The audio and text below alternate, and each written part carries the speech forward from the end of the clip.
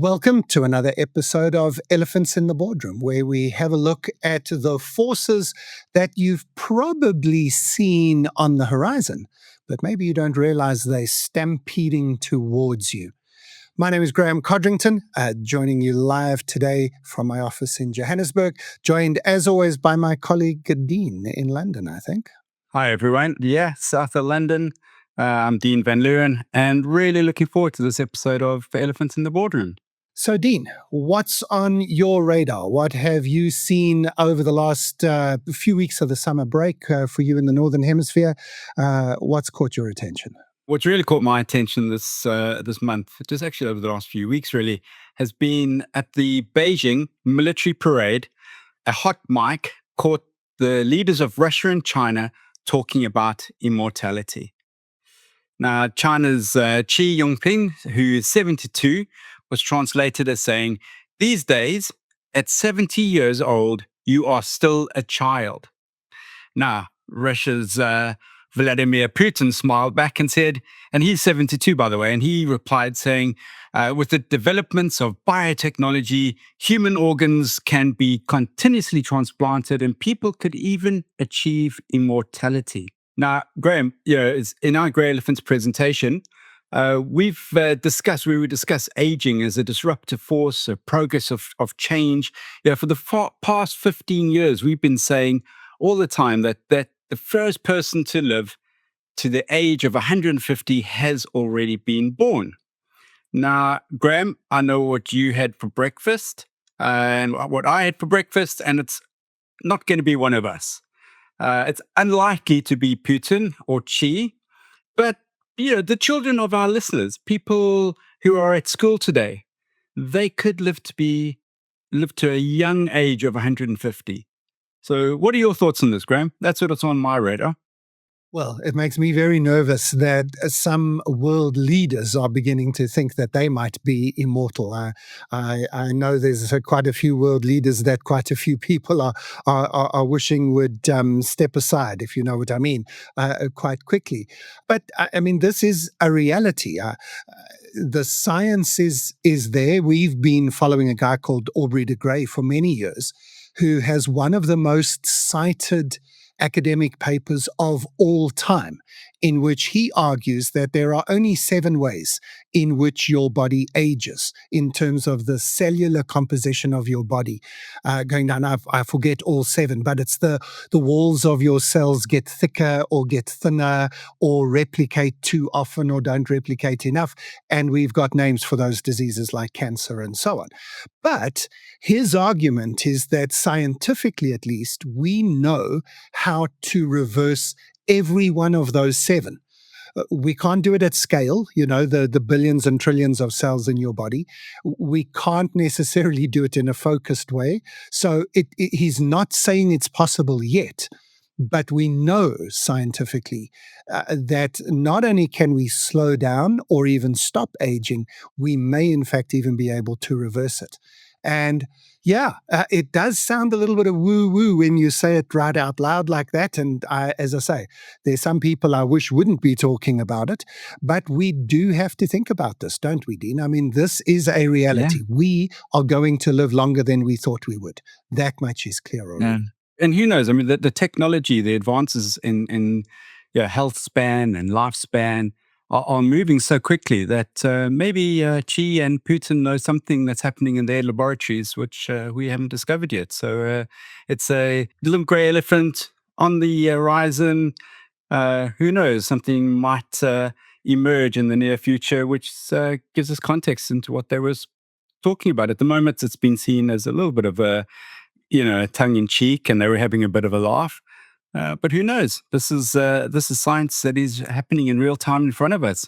Talking about grey elephants and things happening in front of us, the fact that it was Putin literally holding hands with the Chinese premier, and there were a few other people involved then, and also looking at who wasn't invited to that big military parade and Chinese birthday party. I mean, that's a hell of a gray elephant stampeding at us now, right? I mean, that is signaling much more of an immediate change in global dynamics right now. Absolutely, Graham. And I think that for me is what I was going to lead on to is this is the real important grey elephant in front of us.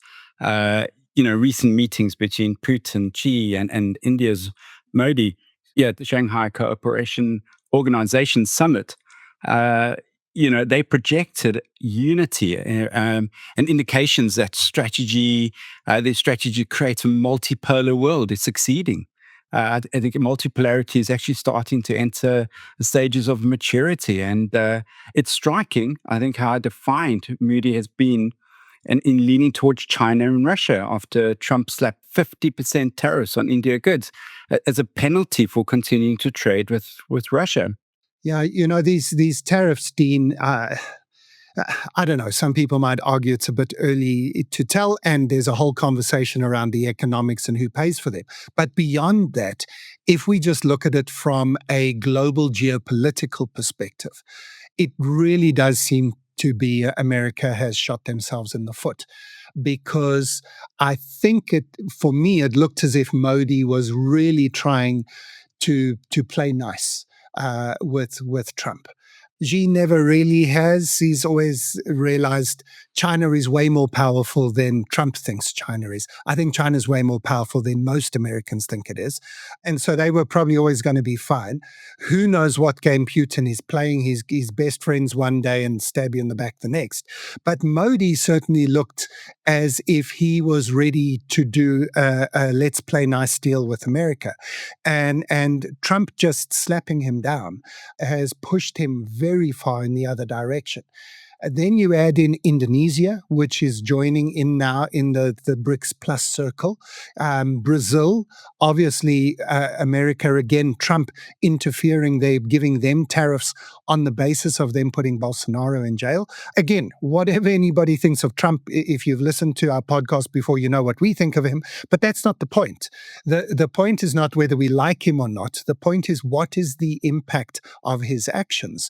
And history is going to tell us that the impact was to accelerate something that's been on the horizon for 25 years. We've been talking about it for a long time. But now I think it really is in the room. But I still don't think that enough people have understood. This is a whole, and I'm nervous of that phrase, New World Order, because some people have a whole lot of a baggage around that. But a whole new geopolitical reality is emerging literally in 2025, literally in front of our eyes. Yeah, it's absolutely incredible. I mean, the irony, and as you're saying there, the irony is that these measures are counterproductive. And rather than being a deterrent, they're actually aligning these countries. They're deterring them from this alignment, and we're seeing this economic pressure that's providing additional justification for them to seek dollar alternatives and to reduce Western dependency. It's an incredibly interesting time in history. And I think let's just provide some historical context for our listeners. For those of you who are interested in looking at history and how it shapes events. So, Winston Churchill said, the further back you look, the further forward you're likely to be able to see. So at Tomorrow Today, we love looking back to gain insights and to see what's happening. And multipolarity is a incredible story, because it actually goes back to the kind of the late 1990s, and the story goes something like this. So Russia's Yevgeny Primakov, he's flying to New York to do a talk at the UN, and he hears, while he's over the Atlantic, he hears that NATO have started bombing Serbia.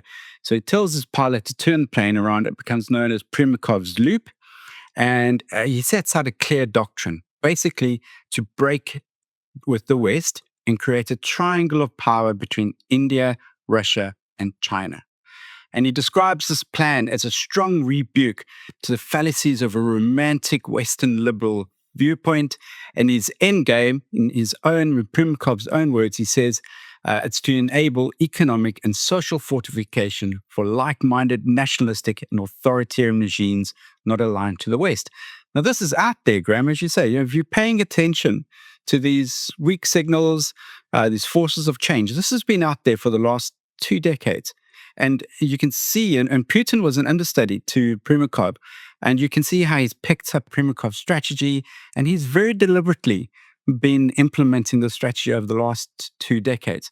And now we can see the impact and what's actually happening right in front of us. And I agree with you.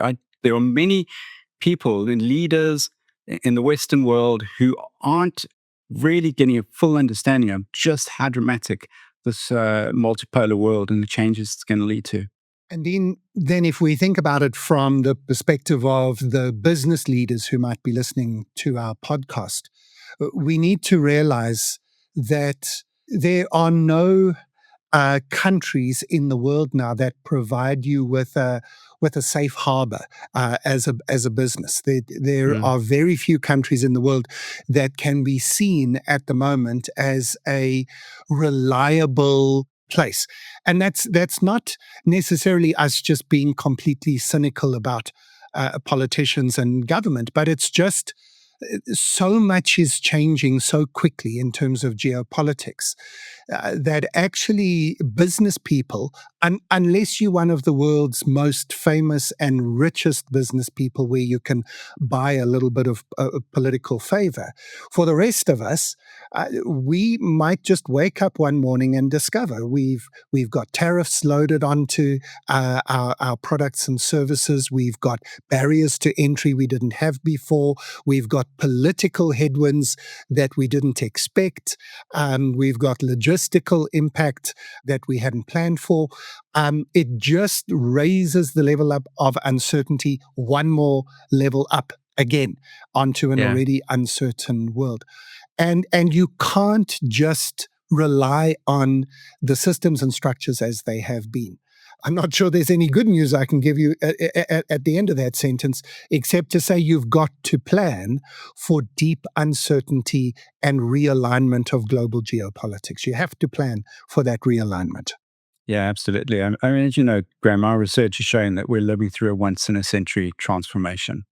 And I think the way to understand this is to think about the Acronym BANI.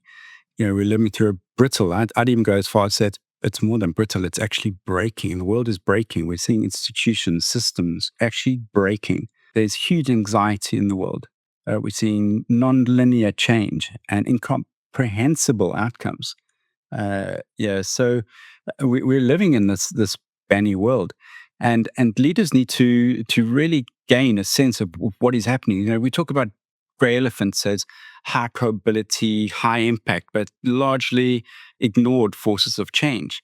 And I think there's one big force of change that's starting to etch over the horizon. And I don't know about you, Graeme, but I'm not really hearing the conversations in the boardroom about what would happen if this shift towards a multipolar world ended up in war. I agree. I mean, I think some people are sort of thinking about it, but the Ukraine invasion by Russia was almost wholly predictable, as was Crimea and Georgia before it, because part of multipolarity is Putin's desire to reestablish control over at least the Russian-speaking parts of the old Soviets, right? I don't think he's got World War II level ambitions to take over Europe and everything else like that. So I'm not too worried about that. But he wants to take over the Russian-speaking parts of the world, and there are bits and pieces of that all over, including, scarily for some, parts of Poland and Central Europe. So that needs to be put in place. Of course, the Middle East is always a flashpoint, but it continues to be one at the moment. And as we record this, it really does look as if Israel has decided, the current Israeli government has decided that this is the time now to really just push as far as they can with as much land grabbing as they can. Fluid situation, and we see where that gets us. And then there's a few few other hotspots, especially across Africa and other parts of the world that are well known and ongoing. South Sudan and Western Sahara and a few other places. And then local conflicts. But here's what I'm not hearing a lot of talk about. What about China in the South China Sea? What about Taiwan? Taiwan's always had the protection of the United States, in terms of a promise, at least. But would the current United States government protect Taiwan if China said, we'll take that over? What about America in Venezuela at the moment? Again, we're recording just a few days after Trump, essentially, I'm going to call it and say it what it is. It's an international war crime. Trump blew up a boat in international waters without any due process. And he says that they were drug runners from Venezuela, but we also know that he's trying to pick a fight with Venezuela at the moment. So yeah, list goes on is what I'm saying. And I agree with you, Dean, that there's always been, if I can quote, if I remember the quote from Sunday school at church, that there are always wars and rumors of wars that sort of are the portends of the end of days, if you like. But it does just seem, with Canada, NATO, the UK all upping their spending on military, China putting on big military parades, you're not going to be surprised to wake up one morning in the next few months and discover some new theater of war has opened up. So I'm with you. War is sort of bumping its way up my list of things we have to think about quite seriously. So here's a data point for you, Graeme. I was doing some research on this, and 40% of strategic analysts now expect a world war within the next decade. I'm not trying to be alarmist or exaggerate. It just reflects the sort of structural instabilities that's inherent in a multipolar competitive world. Yeah. We're seeing the erosion of institutions that maintained relative stability during the growth of globalizations. As you were saying, Taiwan Straits is now the most dangerous place on Earth. You've got Venezuela. There's all of these flashpoints around the world.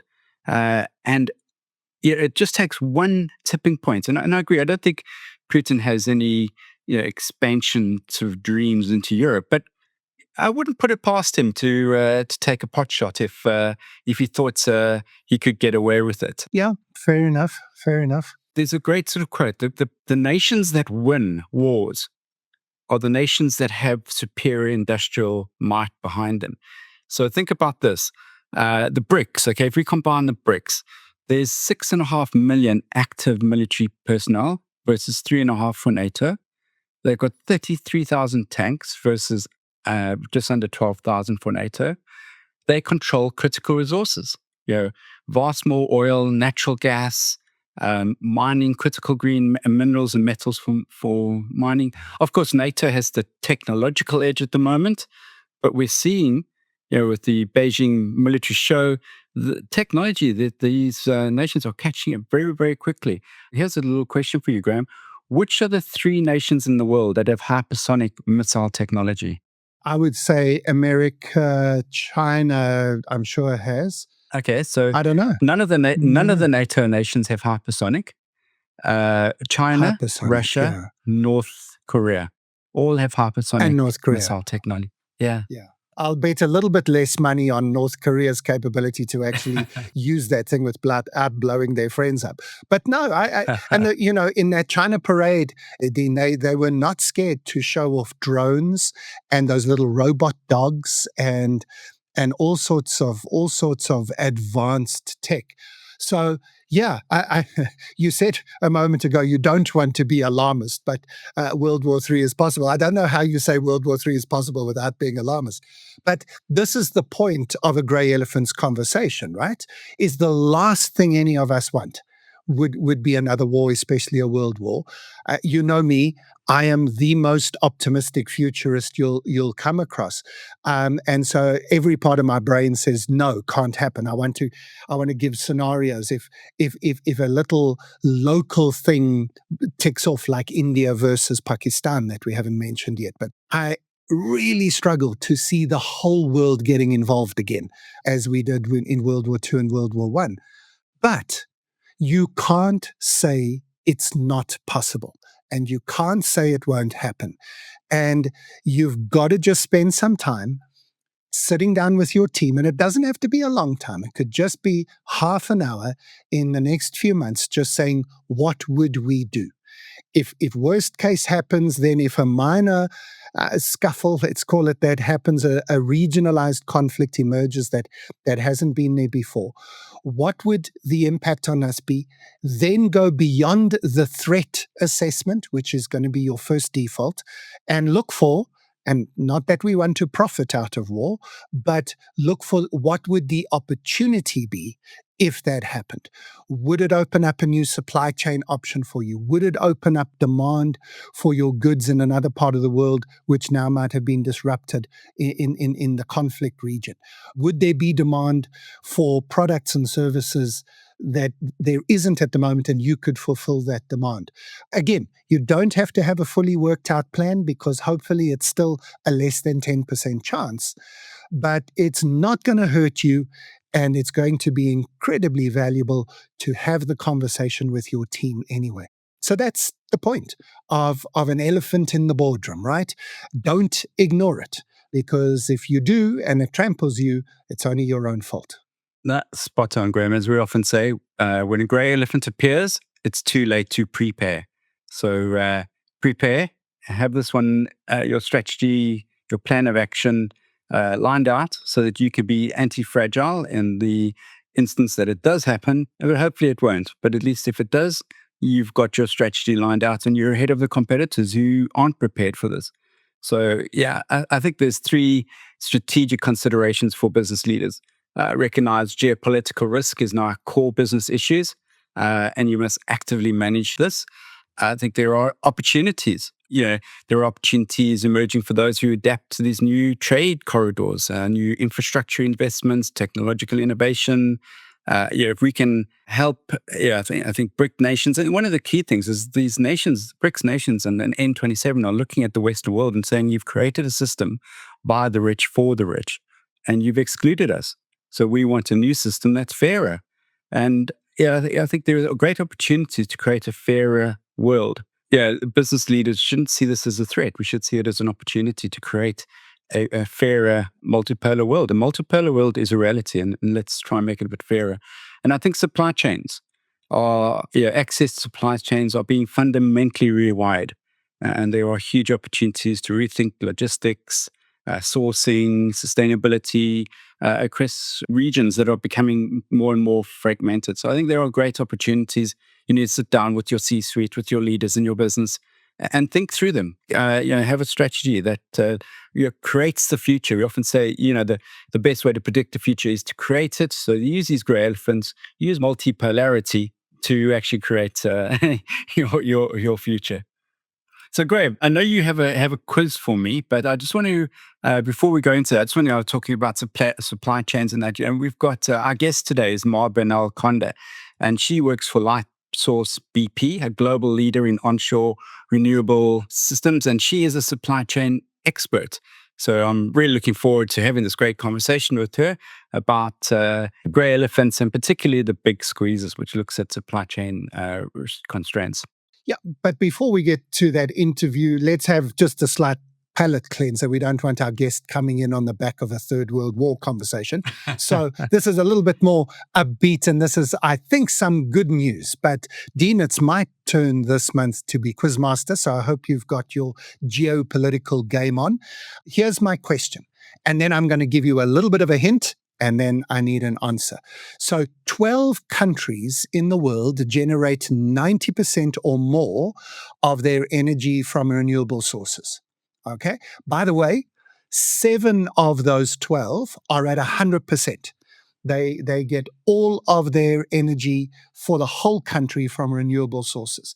And renewable is hydro, wind, solar, biomass, geothermal. It's the whole lot. And just by the way, hydro is the biggest of those.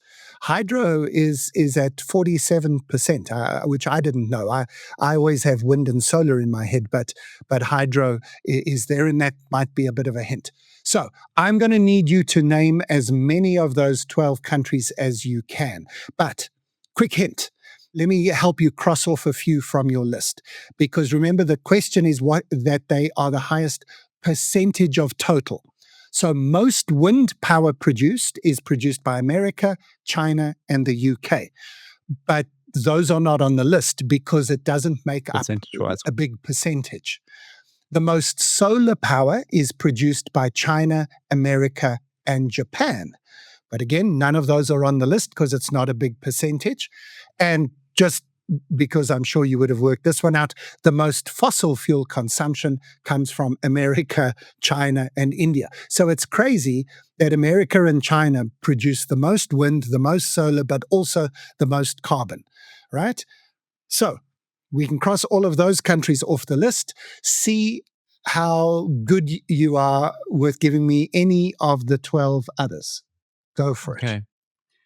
So I remember reading that Portugal at some point had an incredible percentage. I'm going to put Portugal high up on the list. I'll answer you as you go. Portugal is at 88% and comes in 13th on the list of 12. Right. So, but I'll give it to you. No, I'll give it to you because that's a good call. Because that's a good call. Yeah. No, I'm a bit worried now because I would have thought that they were a lot higher than that. So, so 13th. Well, I would have put them in the top 3, but oof. Okay, now I'm in trouble. Sweden, Norway, and Finland. I'm fairly sure that they're high up on the list. Okay, only one of those. Pick which one of those is on the list. Sweden. No, it's Norway. Norway. Okay. So Norway comes in sort of mid-90s. All right. And just by the way, Denmark comes in at 87%. They're just below Portugal. So yeah, you would have thought the Nordics are pretty good, but only Norway makes it into that top 12 list. For some reason I'm thinking Canada, but it's probably not. No, they also pretty good. They're more than 50%. Yeah. Japan.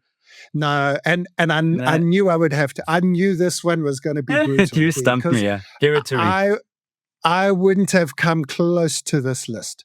So let's start with the countries that are top 100, right? So top at 100%. Albania, right? Albania, wow. Bhutan. Yeah. Nepal. Paraguay was interesting for me. And in fact, Paraguay and Uruguay is at about 98%, and Costa Rica is at about 99%. I would not have guessed any of these. And then you will not believe that it's Ethiopia and the Democratic Republic of Congo, Kenya, and Lesotho. And all 4 of those are because of water power, right? Hydro power. They've all got major dams on big rivers, right? Lesotho, obviously, you know, but DRC's got the Congo River. Ethiopia has got the Nile, basically. And Kenya's got a lot of rivers. And the one missing, if anybody's making notes, is Iceland, who gets a lot from geothermal. Iceland. I mean, one of my favorite countries, Iceland, and I've recently visited them, and I didn't guess that. I would have thought I was hoping for you get Iceland because of that. But how's that, right? That's a very interesting. I thought of doing the quiz the other way around and giving you those list of countries and saying what ties these countries together. You might have been able to get it that way around. So this was my most brutal quiz. You got close. Portugal's good shot there, very much so, good shot. But what an amazing group of countries leading the way in taking us into renewables. Yeah, I've really learned something here, and that's brilliant. I think it's the purpose of these quiz. Challenge our thinking and get us to look at things we never would have imagined. I wouldn't have put, Ethiopia, DRC, and never would have put that there. But you're right, especially when you take in pumped hydro.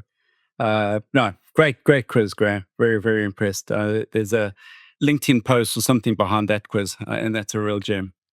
I think so. I think so as well. With that, let's take a quick break. And when we come back, Dean will have a wonderful interview with our guest.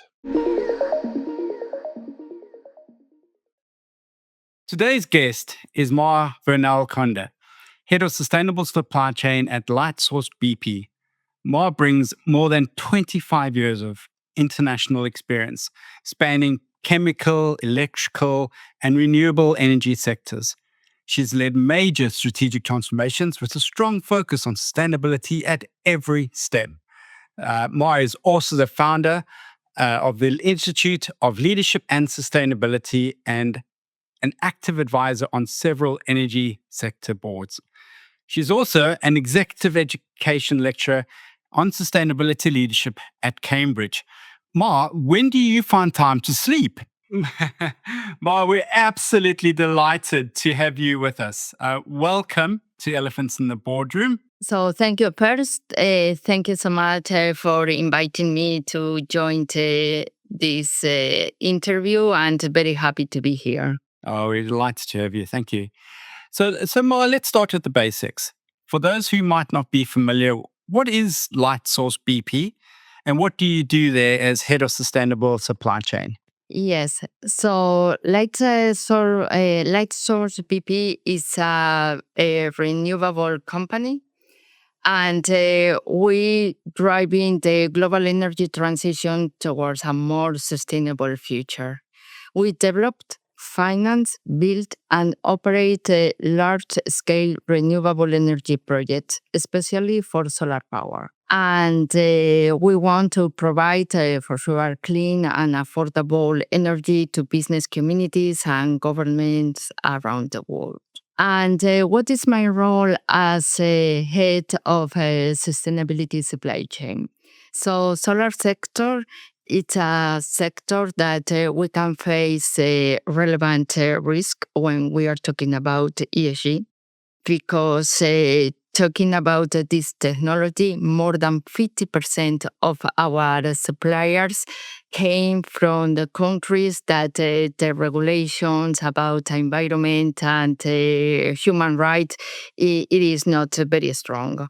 And on the other hand, also, we needed to focus on all the carbon footprint coming from our supply chain, because more than 98% of the emissions are coming from our supply chain.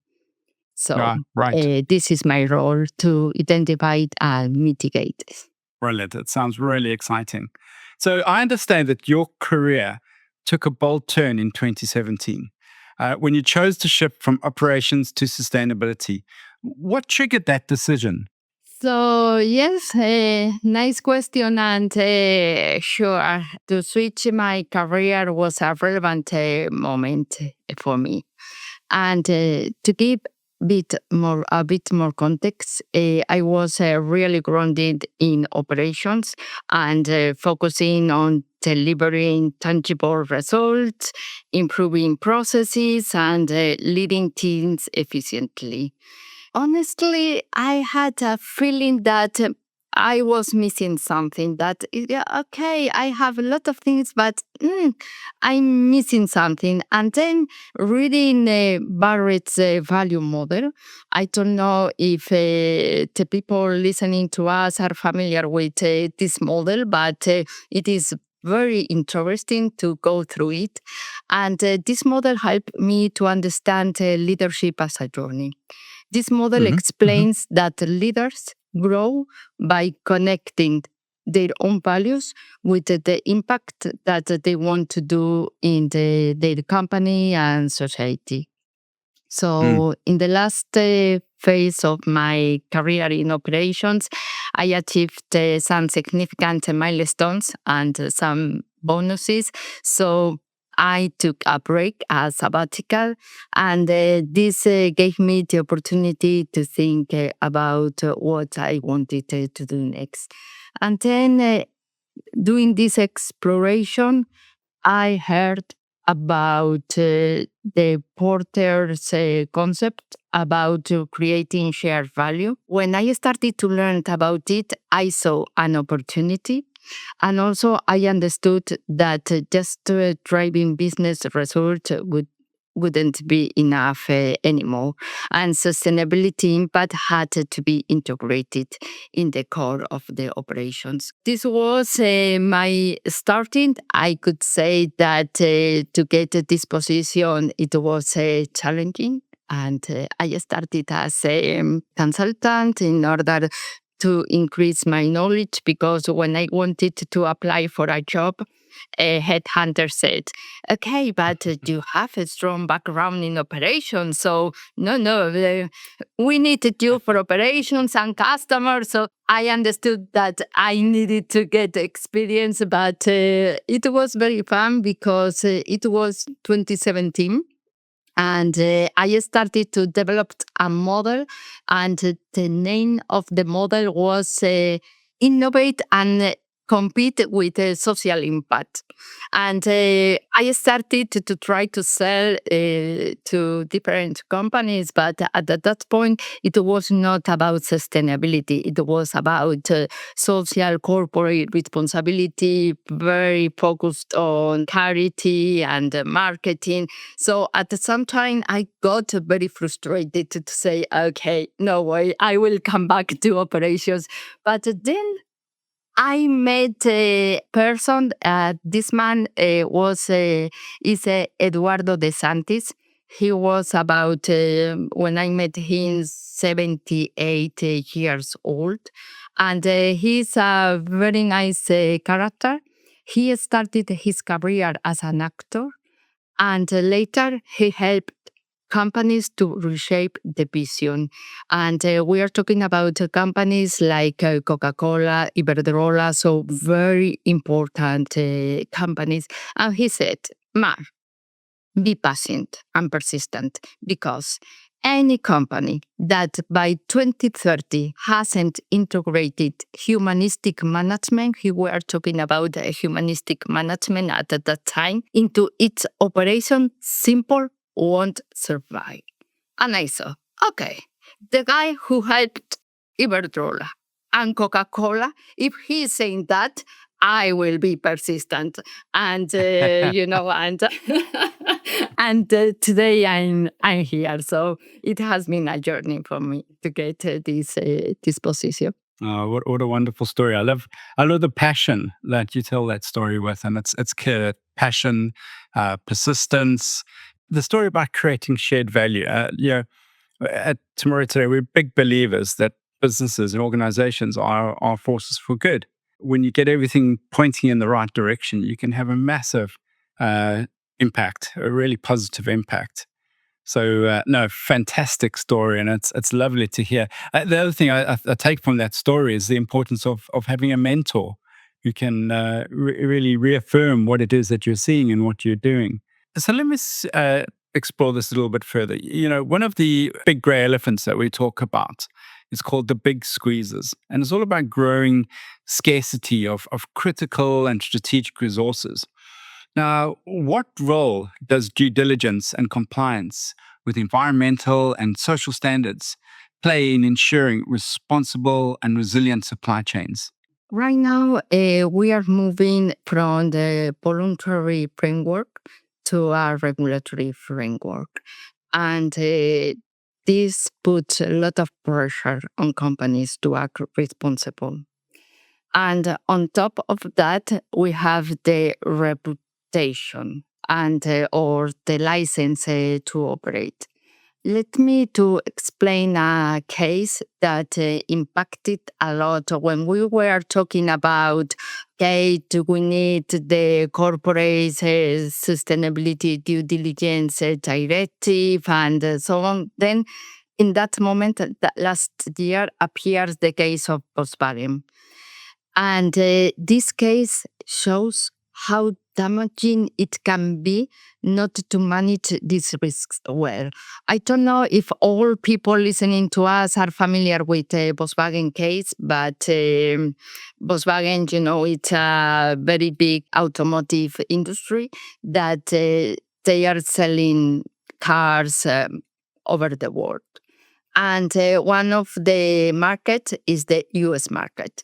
US has a regulation. It is not possible that products linked to Xinjiang. Xinjiang is a region in China that is linked to human rights. So this law trace the product entering into US, and then if they detect that any of the suppliers in the whole supply chain, so we are not talking about our direct suppliers, we are talking about the whole supply chain, has linked to any of the companies in this region, then the cars are stopped and they cannot enter into US. Volkswagen has to face thousands of cars stopped in the border. And the reason was that one of the components in a battery, the electrical vehicle battery, had links to this region. And that means that they had to, of course, all these thousands of cars could not enter in US, and also they had to rework all the production in stock, ongoing production. This is very cost, talking about operations, and all the disruption, but also talking about the Morningstar ratio. They got a low in the social area. The consequence of that it is that the sustainability investors have excluded Volkswagen to consider to do investments in that company. It is very important, and this is one part to be responsible, but another part, it is that you know that this world is VUCA, is volatile, uncertain, complex, ambiguous, and it is not enough to build responsible supply chains. Also, we need to build resilient supply chains. But now, let's to give the solution. Now we know the problem, then the solution. And the solution, it is not easy, but we know the solution. And the solution, we need to know who our suppliers are. And we need to do a strong transparent exercise in order to understand our direct suppliers and also the sub-suppliers. Once we know who are our suppliers, the next step, it is to identify the risk. And it is not only the ESG risk. This was before. Now we have geopolitical risk, we have all the supply chain disruptions, we had cybersecurity risk. So then knowing who are our suppliers, knowing what are the risks, and I'm talking about 360 risk, not only ESG risk, then we are in the position that we can act and we can mitigate and eliminate it then. Fantastic. Really great story. And shows you just the power and the importance for corporations to really understand what's happening in their supply chain and ensuring that it's transparent as well. You mentioned the framework of VUCA world. I just want to also mention we've been working with an evolution on VUCA, which is called BANI. So the BANI world. So the B in BANI stands for brittle or breaking. And you're seeing this in supply chains in society. There are systems in the world that are very brittle and they are breaking. This is leading to anxiety amongst consumers and amongst people. We see this in supply chains as well. We're seeing a non-linear change, exponential change, which is unprecedented. And then the I in the BANI stands for incomprehensible. So brittle, anxious, non-linear, and incomprehensible change is another really nice framework, which I think explains the world that we are seeing today. We often talk about the grey elephants coming together as a once-in-a-century transformation. These grey elephants are colliding. And one of your points here was all about trust. And we see trust in institutions as crumbling, it's getting brittle, it's breaking.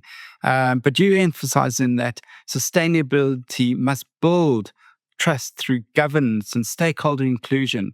How are you seeing supply chain leaders rebuild trust and legitimacy in this fractured brittle, breaking world? Wow. Trust. So trust for me is definitely something we are losing everywhere, anytime. And we just only have to watch the news in politics, companies, people.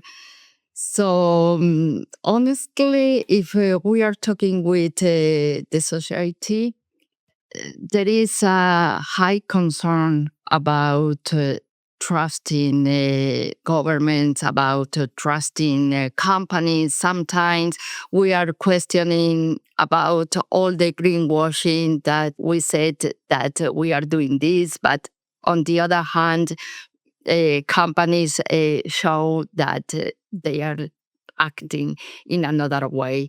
So for businesses and especially for supply chains, I think that rebuilding trust, it is a big challenge. And the first step from my point of view that leaders needs to be really open and transparent. And it is not just to say what to do.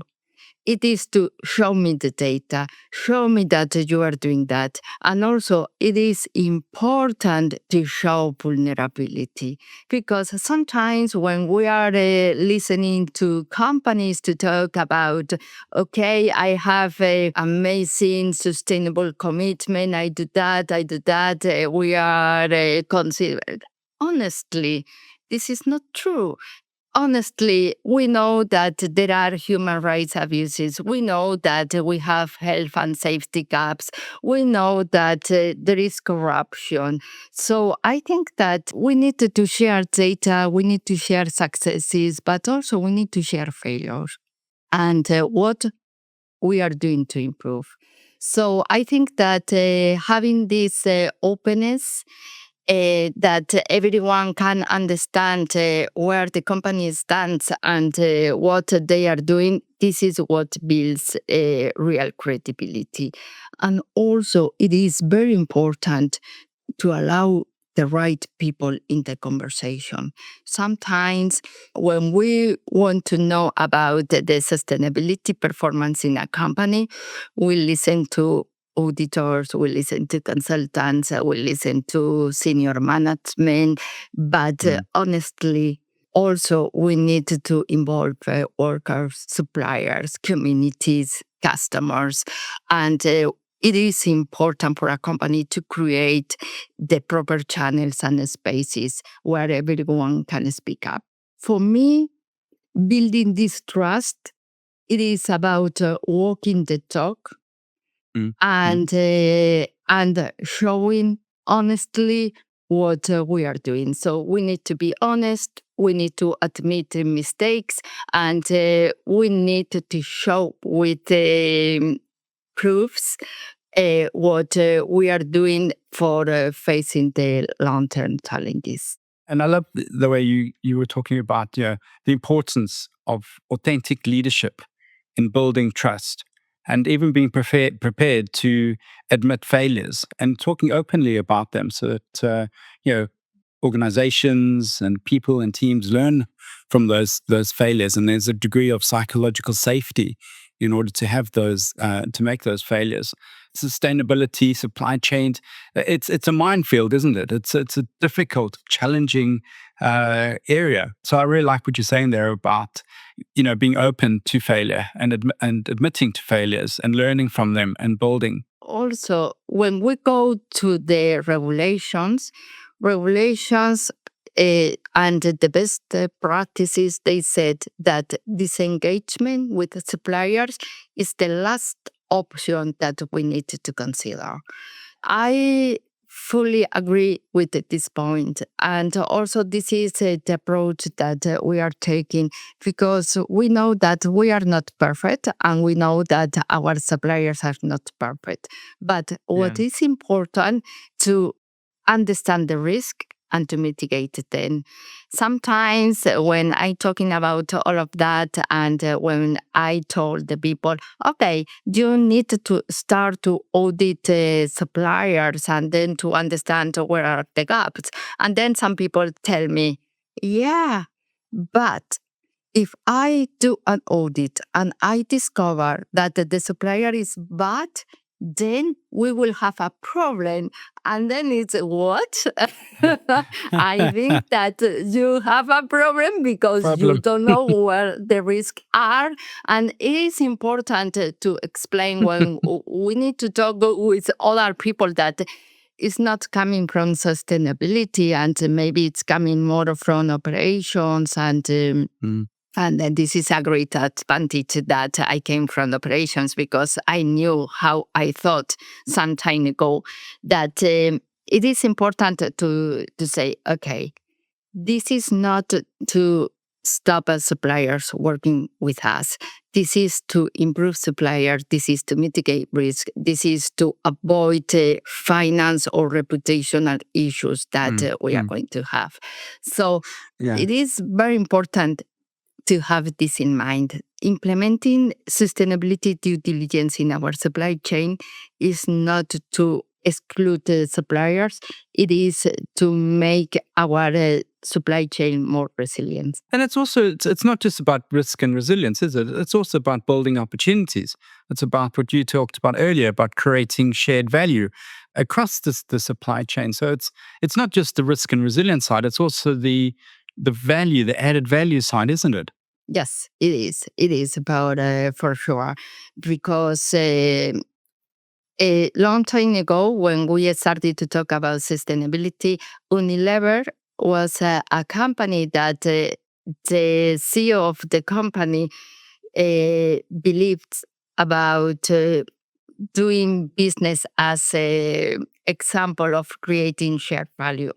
And then when I met this company in order to understand how they were implementing sustainability, I was talking with the finance guy, and he told me, okay, for us, it's very clear. We had some brands, and we decided to add a social cause to each brand. So a percentage of the income from this brand was invested to do a social program.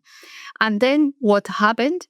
It is that the increase of sales of these brands increased a lot compared with the others.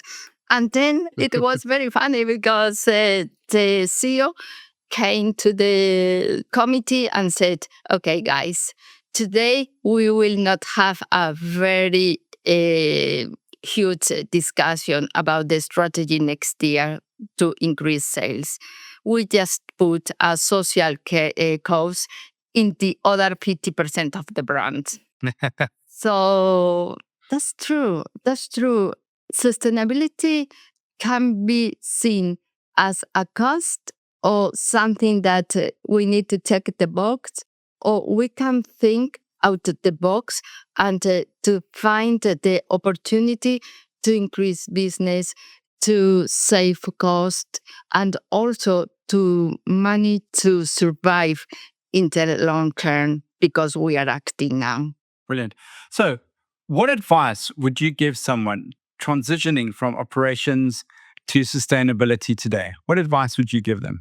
Okay, so first, we need to live with purpose. First, I could say that sustainability is a role that it is difficult to manage if you don't feel it.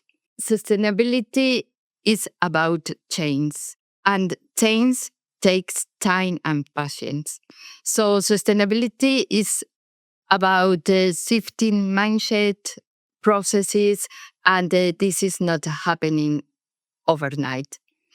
So first, it is important to live this purpose, that you want to do something more than increasing the business results, and you want to take some impact in your own company, society, planet, or whatever.